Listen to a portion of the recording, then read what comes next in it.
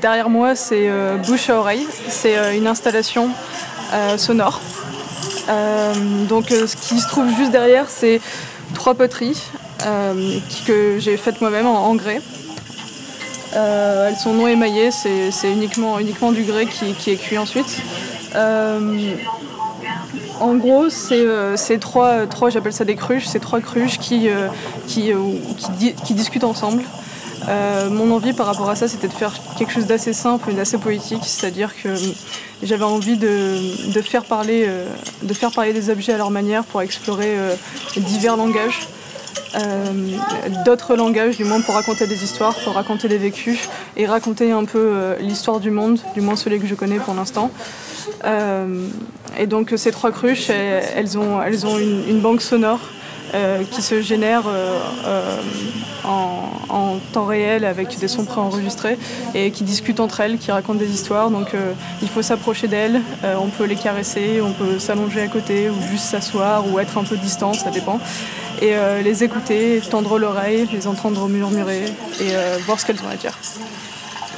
Donc du coup ça a commencé que j'avais aucune pratique de la céramique ou de la poterie de manière générale et j'ai une amie qui est aux Beaux-Arts de Lyon qui s'appelle Lorraine Legrand qui est céramiste et qui alors au début ce qu'elle avait fait c'est qu'elle travaille beaucoup, elle produit énormément de poteries en grès, en faïence, elle les émaille beaucoup aussi et un jour on est allé chez elle et on a commencé à toucher un peu ses cruches comme ça et je trouvais qu'il y avait une super résonance donc j'avais très envie d'essayer d'exploiter cela.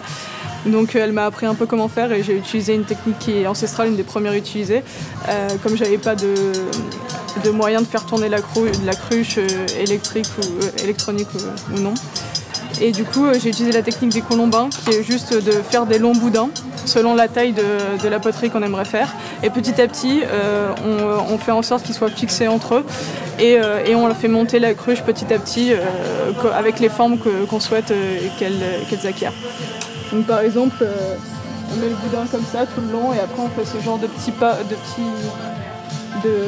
gestes pour faire en sorte que chaque boudin se fixe entre petit à petit et fasse corps l'un à l'autre. Voilà. Après du coup il faut bien faire en sorte qu'ils soient très très bien lissés, que chaque boudin soit bien collé entre eux pour que ça fasse vraiment une forme à elle toute seule.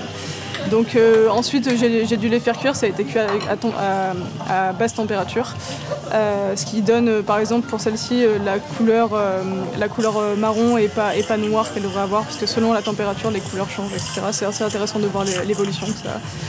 Et du coup voilà, pour ce qui est du coup de comment elle fonctionne, j'ai utilisé des minuscules amplificateurs avec 2 sorties stéréo et j'ai branché à ça des haut-parleurs et je les ai mis à l'intérieur d'une cruche. Ils sont fixés sur une structure en bois que j'ai découpée à la découpe laser, histoire que tout tienne bien, que ce soit un peu propre et que je puisse orienter les haut-parleurs selon comme je le souhaite, comme j'aimerais qu'ils soient orientés. Et là, à l'intérieur de la boîte qui est à côté, c'est un ordinateur avec un patch Max MSP qui fonctionne, où il y a du coup plusieurs sons enregistrés qui forment une banque sonore. Cette banque est diffusée en permanence en temps réel en mode aléatoire. Du coup, il y a des sorties sur chaque cruche différente, sur les 3 cruches. Et celles-ci ont une banque sonore commune, mais il y a chaque son qui est diffusé plus ou moins en retard ou en avance. Et des fois, elles vont se retrouver et exactement le même son va être diffusé en même temps. Et du coup, c'est intéressant parce qu'elles vont des fois être à l'unisson ou en canon ou dire des choses complètement différentes. Et c'est ça que j'apprécie bien dans cette fonctionnalité. Donc voilà comment ça fonctionne, en gros. Moi, j'attendais vraiment que les gens se mettent vraiment côte à côte et aillent les écouter. Je pensais pas forcément que... Enfin après, voilà, il y a des coussins pour vraiment se mettre à l'aise, pour vraiment pouvoir avoir une bonne écoute. Après ça, je pense pas que les gens restent trop longtemps et j'ai pas remarqué vraiment. Et des fois, il y a des gens qui étaient entre eux, qui discutaient un petit peu autour des cruches, donc ça avait l'air assez sympathique finalement de se mettre à côté. Mais sinon, il y en a beaucoup, il y a des enfants qui vont toucher, même d'autres personnes qui vont vraiment s'approcher et se mettre vraiment... Enfin, la proximité, c'est quelque chose qui m'intéressait, c'est vraiment ça que je voulais. Et du coup, j'ai l'impression que ça a vraiment fonctionné, parce qu'il y a vraiment des gens qui allaient toucher, qui allaient observer ce qu'il y avait à l'intérieur. Comme il y a les LED de l'ampli qu'on voit plutôt bien sur certaines, et du coup, il y en a qui allaient voir ce que c'était et tout. Donc, ça semblait être intriguant, en tout cas pour les gens. Donc je pense que... Et j'ai eu de bons retours, on m'a tous dit que mes poteries étaient très jolies et que ça faisait plaisir de voir quelque chose d'assez matériel et de texturé, vraiment physique, qui n'est pas du coup propre à des installations interactives ou d'art numérique.